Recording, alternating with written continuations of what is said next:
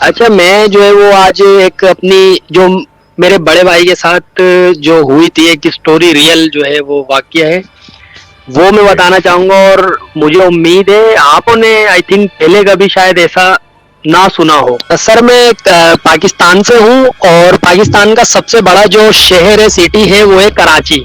तो मैं कराची से राइट, हूँ। राइट। स्टोरी कुछ ऐसी है कि मेरा जो है ना, मुझसे एक बड़ा भाई है, उसका नाम है कामरान।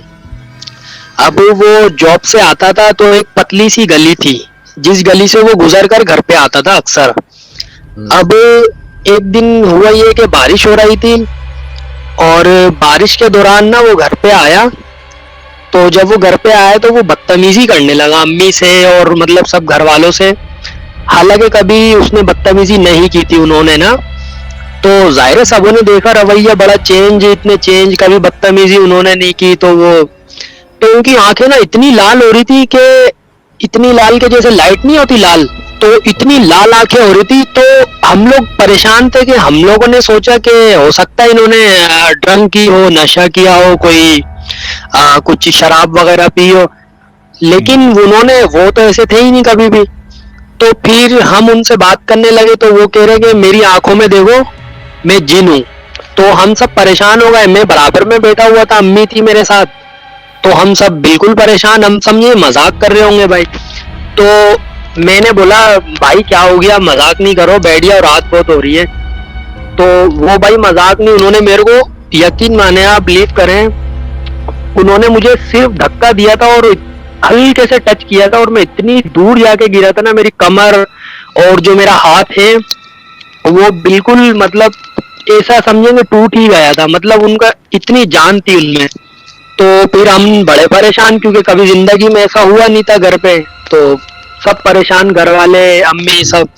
तो फिर ना हमारे एक रिलेटिव है, वो वो सुफियान बाबा उनका नाम है, वो बंगाली है और वो स्पेशलिस्ट है इन्हीं सब चीजों के ना। और ओके। तो हमने उन्हें कहा, उन्होंने कहा आप बेफिक्र रहे, मैं इतना कर देता हूँ कि ये पूरी रात निकाल लेंगे, ये तंग नहीं करेंगे, बाकी सुबह मैं खुद आ जाऊंगा आपके घर पे। तो हुआ ये कि उन्होंने अपनी जो भी उनको करना था अपना काम उन्होंने किया, रात निकाल ली। उन्होंने कहा 3 दिन लगेंगे तकरीबन, ये ठीक हो जाएंगे ना 3 दिन के अंदर अंदर। और हमें उन पे यकीन था, बिकॉज वो प्रोफेशनल है इन सब चीजों के और वो उनका काम ही यही है, उनकी रोजी रोटी जो उनका घर चलता है उनका यही था सब। हम बिल्कुल या। मुतमईन थे, सेटिस्फाइड थे कि यार कोई मसला नहीं है, ये सुफियान भाई ठीक कर देंगे। अच्छा, 3 दिन जो यकीन माने उन्होंने भाई ने मेरे करे ना, वो होती ना एक कयामत खेज, वो मैं बता नहीं सकता।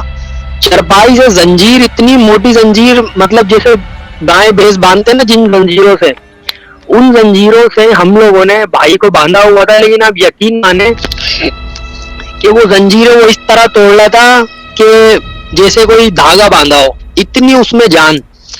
बहरहाल भाई, और इतनी जान के एक आम इंसान में हो ही नहीं सकती, मतलब बहुत ही ज्यादा जान आ गई थी उनमें। एक एक हाथ से वो उठा उठा के दो दो जनों को फेंक रहा था मेरा भाई ना।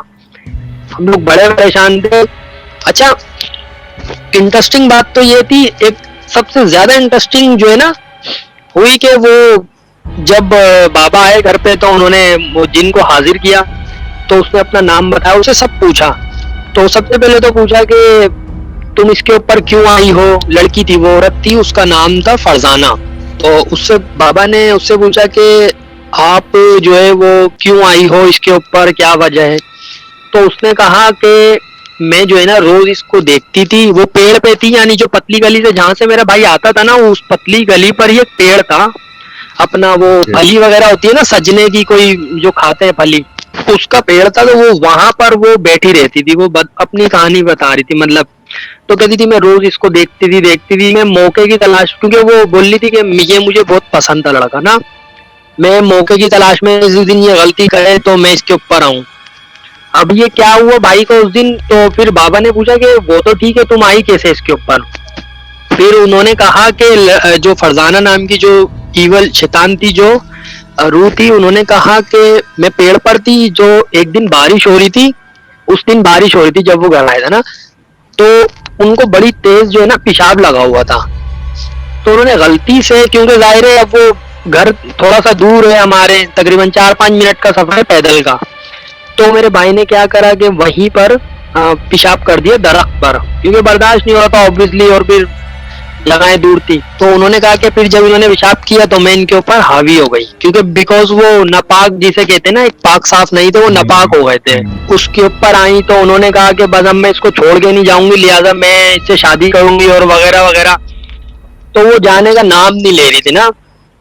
तो बाबा ने फिर अपने 2-3 दिन के जो उनके काम थे वो किया। उन्होंने क्या करा कि ढोल वगैरह भी बजाया उसके। उनका एक तरीका होता है इलाज का, जिन्होंने इनको क्योर करना था उनका एक तरीका था। अब वो तरीके में ये था कि सबसे पहले उन्होंने जो है वो उनको मारा पीटा, वो नहीं गई। वो बोलिए कि मैंने इसको साथ लेके जाऊंगी, मैं मार दूंगी इसको जान से, ये मेरे साथ अब रहेगा, मुझे अच्छा लगता है, मैं अपनी दुनिया में इसको ले जाऊंगी। और मजे की बात, उनकी जो वॉइस थी ना, आवाज थी, वो भी लेडीज की ही थी। मतलब मेरे भाई की आवाज नहीं थी, वो लेडीज की ही थी आवाज।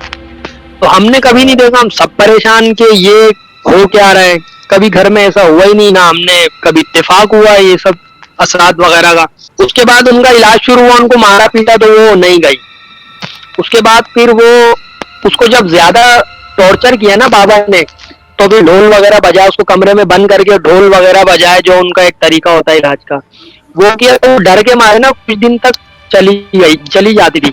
मतलब वो जैसे जब वो वहां से ढोल वोल बजा के आते थे घर पे, भाई यहाँ पे आते थे ना घर पे, तो वो कहती थी कि चलो मैं जा रही हूँ, अब मैं कल आऊंगी इस टाइम, मतलब मैं आपके भाई को छोड़ के जा रही हूँ और मैं कल आपको इस टाइम फिक्स आ जाऊंगी। और बिलीव करें कि जब वो जाती थी तो पूरे घर में इतना धुआं हो जाता था, जैसे आग लग जाती है ना, आग लगाते हैं तो कितना स्मोक होता है आग में, इस कदर वो धुआं होता था। और एक धमाके की आवाज आती है, जैसे होता है ना एक धम करके अचानक जैसे एक बम फटा हो, इस तरह जो है वो आवाज आती थी। और फिर वो अगले दिन वापस आ जाती थी। वो ये कहती थी कि आपको पैसा चाहिए, जितना पैसा चाहिए मैं दूंगी, आपको दुनिया की जो चीज चाहिए ना, आप सिर्फ नाम लें और वो जो चीज है मैं आपको दुनिया की हाजिर कर दूंगी। आप बंगला, गाड़ी, दौलत जो आपको चाहिए वो मैं हाजिर कर दूंगी। अब बिकॉज जाहिर है मेरी अम्मी तो नहीं चाहती थी ना ये सब चीजें। अल्लाह ने हमें बहुत कुछ दिया है, अल्हम्दुलिल्लाह, हमारे पास सब कुछ है, घर बार सब कुछ, हमें कोई टेंशन नहीं थी पैसों की। तो अम्मी ने जाहिर है मना किया, उन्होंने कहा कि नहीं भाई। अच्छा, आखिरी एंड कैसे हुआ इसका? एंड ऐसे हुआ कि जाहिर है वो तीसरा दिन था, क्योंकि 3 दिन का इनका इलाज था, 3 दिन दिए थे उन्होंने। आखिरी दिन ये हुआ कि उन्होंने कहा कि एक जो है ना मुझे कबूतर चाहिए होगा। और ये सबसे इंटरेस्टिंग, मतलब सबसे हैरत ज़्यादा मेरे लिए बात थी, और आप लोगों के लिए भी यकीनन होगी।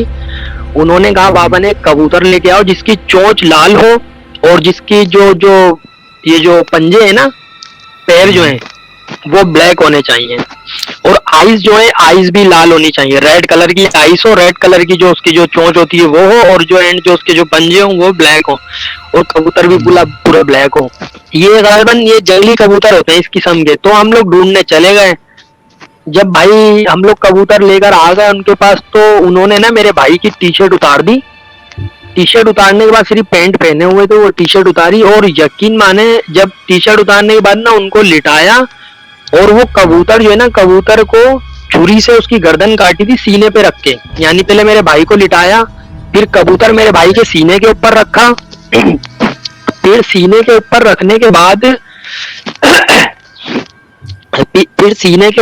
के बाद जो है ना, उन्होंने जो भी उनको पढ़ना था, आयत वगैरह जो भी थी, उनका इलाज था, तो उन्होंने क्या करा, फिर उसके ऊपर छुरी फेरी।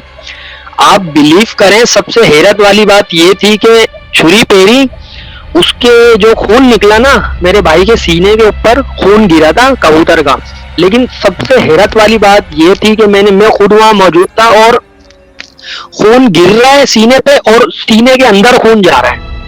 जैसे ऐसा नहीं होता कि कोई चीज खींच रही है अपने अंदर, मतलब कोई चीज पी रही है। जैसे अगर हम लोग जूस के डब्बे में स्ट्रॉ लगा के जूस को खींचते हैं तो जूस कितनी तेजी से खत्म होता है, बिल्कुल सेम यही हो रहा था। उनके सीने के ऊपर खून गिरा, और मतलब उन्होंने जैसी काटा ना कबूतर को, तो जो ब्लड था वो ब्लड सीने के ऊपर 1 सेकंड नहीं टिका। मतलब वो कबूतर का खून उसकी गर्दन से जो निकला और डायरेक्ट मेरे भाई के सीने में चला गया। मतलब वो उसने वो पी रही थी एक किस्म से, वो खून की वो भेंट होती है ना, वो ले रही थी। तो ये बिल्कुल भी यकीन, मुझे तो मैं अपनी आंखों पे देख रहा था, मुझे यकीन नहीं आ रहा था। बिलीव करें, मैं तो बहुत कपा रहा था उस वक्त। और उसको फिर खड़ा करके भी एक कबूतर का खून दिया। तो यकीन माने आप, जब कबूतर की गर्दन काटी दूसरे वाले कबूतर की, तो वो जमीन पे खून गिरा ही नहीं। ये सबसे ज्यादा 3-4 दिन तक हम लोग जो थे ना वहां पर, वो हम लोग सोए नहीं थे, क्योंकि हम लोगों ने देखा था। तो जाहिर है वैसे उन्होंने, बाबा ने कहा था कि ये सब जो हम करते हैं, ये हम किसी को, घर वालों को बुलाते नहीं है, क्योंकि जाहिर है वो नहीं देख सकते। वो हमारे क्योंकि बहुत अच्छे रिलेटिव हैं, हमारे जो जानने वाले रिश्तेदार कह लें कि आप, हमारी उनसे बॉन्डिंग बहुत अच्छी है। तो उन्होंने कहा कि डजंट मैटर, आप आ जाएं, लेकिन अगर आपको डर लगेगा तो भी आप बाहर चली जाइएगा। तो बस 3-4 दिन 5 दिन तक तो मेरा बुखार नहीं गया। और जो मेरे साथ मेरा एक भाई था, वो परेशान, उसकी तबीयत सही नहीं हो रही, डॉक्टरों को दिखा लिया। मतलब टेंशन, इतनी डिप्रेशन, इंसान सोच सोच के मैं तो परेशान हो रहा था, क्योंकि ये एक वो चीज थी जो पैरानॉर्मल थी। आप यकीन माने, जो ब्लड था ना, जो कबूतर का जो ब्लड था, वो एक तो उन्होंने सीने के ऊपर काटा, वो तो बिल्कुल सीने के अंदर ही चला गया। जैसे ऐसा हो कि उन्होंने कोई गड्ढे में कबूतर काटा हो, कि कोई गड़ा बना हुआ और उन्होंने कबूतर काटा, और वो जो ब्लड था कबूतर का वो गड़े में चला गया, उसके गड्ढे में, इस तरह उसके सीने के अंदर जा रहा था। और जाहिर है सीने में कोई सुराख नहीं, कोई कुछ नहीं, तो वो अंदर किस तरह जा रहा था, ये बिल्कुल समझ नहीं आई बात। और बिल्कुल सीना क्लियर, एकदम साफ सुथरा, जैसे होता है ना इंसान की बॉडी का सीना, बिल्कुल साफ सुथरा। हमें तो बहुत गहरा तो इस वक्त। और जब उन्होंने खड़ा करके एक कबूतर और काटा, तो जब वो काटा तो वो ब्लड जो है, बजाय जमीन पे गिरने के, वो ब्लड उसके थोड़ी दूर काटा था। वो ब्लड जब काटा तो जमीन पे गिरने के बजाय वो ब्लड जो है ना, ऐसा लग रहा है कि हवा चल रही है, और वो ब्लड की जो डायरेक्शन थी वो चेंज हो गई थी, और वो ब्लड की डायरेक्शन चेंज होकर उनके सीने के ऊपर जाकर गिर रहा था। वो लगे वो कमरा बंद था, वो जो रूम था वो क्लोज था, वो उस रूम में हवा तो नामो निशान नहीं था। हवा ना, फैन भी ऑन था, ऑफ था, सॉरी, फैन भी ऑफ था, और एसी वगैरह कुछ भी नहीं चल रहा था। मतलब पंखा कुछ भी नहीं था वहां पर, गेट जो था वो भी क्लोज था। लेकिन आप ये देखेंगे जो ब्लड था, वो जब उन्होंने काटा तो ब्लड जमीन पे गिरने के बजाय ब्लड की ग्रेविटी थी ही नहीं बिल्कुल भी, वो ब्लड मेरे भाई के सीने के ऊपर जाकर गिर रहा था। तो उसके बाद फिर उनका इलाज तो हो गया था, और जो मेरा भाई है वो अल्हम्दुलिल्लाह अभी ठीक है, अपनी जिंदगी गुजार रहा है। तो ये थी स्टोरी, मैंने कहा मैं आपको जरूर बताऊंगा। ये इस स्टोरी ने ना मुझे बहुत परेशान किया हुआ था, और ये रियल है। मैं कोई फिल्मी आपको किताब की स्टोरी नहीं बता रहा है, मैंने खुद अपनी आंखों से देखा है, मैंने इसको रियल लाइफ में एक्सपीरियंस किया है। मतलब मैं कोई फिल्मी या कोई किताब की स्टोरी नहीं बता रहा हूँ आपको। मैं 3-4 दिन 5 दिन मेरा बुखार नहीं उतरा था, ये मैं आपको रियल अपने साथ जो है बिल्कुल मैंने अपनी आंखों से देखी है चीज, पैरानॉर्मल। तो आप क्या कहेंगे इस बारे में?